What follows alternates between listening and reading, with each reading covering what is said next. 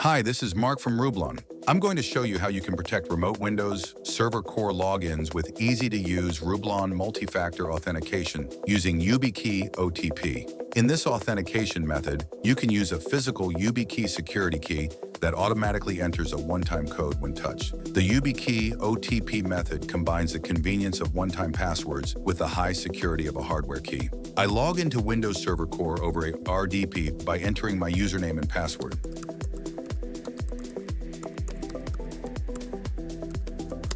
Now, Rublon MFA prompts me to authenticate using YubiKey OTP. I insert the key into the computer's USB port and touch the key to confirm the login. And I'm logged into Windows Server Core. Rublon MFA supports a variety of other authentication methods, including mobile push, SMS link, phone call, email, as well as TOTP codes.